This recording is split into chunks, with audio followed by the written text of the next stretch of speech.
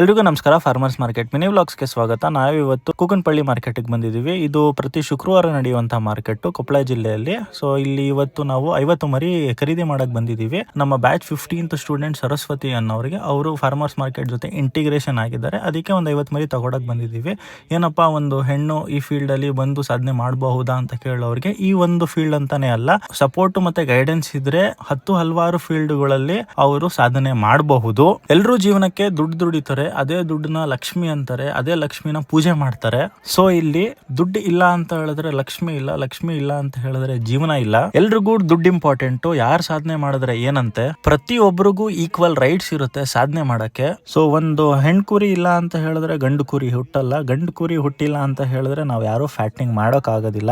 So ಹಂಗೆ ಒಂದು ಹೆಣ್ಣಿಲ್ಲ ಅಂತ ಹೇಳಿದ್ರೆ ಗಂಡ್ಸಿಲ್ಲ. 50 ಮರಿಯಿಂದ 500 ಮರಿ ಹಾಕ್ಲಿ ಇವರು, ಒಳ್ಳೇದಾಗ್ಲಿ. ಈ ಫೀಲ್ಡ್ಗೆ ಇನ್ನಷ್ಟು ಹೆಣ್ಮಕ್ಳು ಬಂದು ಸಾಧನೆ ಮಾಡ್ಲಿ.